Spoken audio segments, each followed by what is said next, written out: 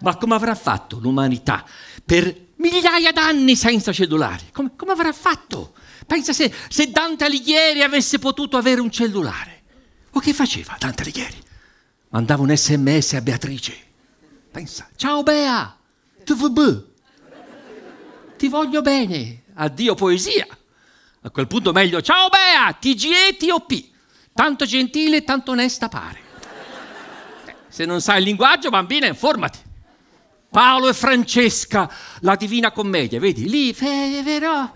Paolo e Francesca non è che si sono conosciuti su Facebook, È una bella coppia, una bella storia, tragica, con un messaggino, con un bel SMS al momento opportuno, si evitava la tragedia. Mentre erano lì che leggevano il libro Galeotto, la bocca mi baciò tutto tremante. Bibon! Messaggino d'un amico. Occhio ragazzi, sta tornando il marito. Emoticon delle corna. Via tutti! Si evitava la tragedia. Te lo dico io. Giulietta, come si chiama lì? Romeo e Giulietta, uguale, anche lì un bel messaggino al momento opportuno. Ciao Romy, son Giuli. Ascolta, prendo un Tavor e fo finta di essere morta. Hai capito? Fo finta! Caputtana! Se mi vedi morta non fa cazzate! Ci si vede domani all'autogrill di Verona Est. Era risolto. E anche lì si evitava la tragedia. Che bello quando non c'erano i cellulari, però, da un certo punto di vista, quando si andava in giro un gruppo d'amici per le strade, no?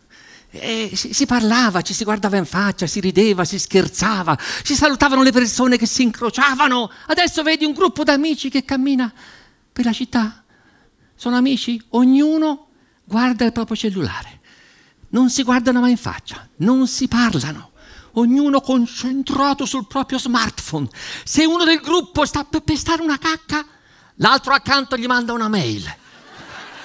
Occhio alla merda! Caputtana! Se me lo dicevi a voce magari lo evitavo. Le mail. Come avrà fatto l'umanità per migliaia d'anni senza cellulari e senza le mail? Eppure ne sono successe di cose, Cristoforo Colombo senza le mail ha scoperto l'America, zitto zitto.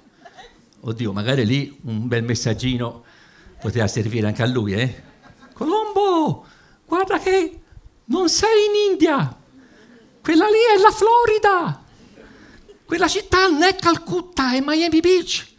E quelle isolette lì sotto, un sono le Maldive, sono le Bahamas. Cristoforo diretta un bischero, comprati un bel tom tom.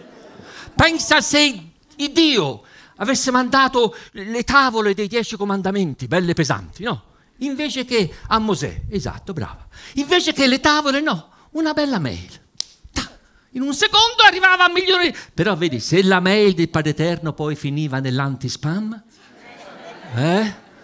ecco i 10 comandamenti e nessuno li leggeva. Come si faceva nel mondo senza i 10 comandamenti? Come si faceva? Tutti a mandare a fanculo il padre e la madre, a rubare, a fornicare. Oddio, anche con i comandamenti non è che sia andata tanto diversamente, a dire la verità. Vabbè.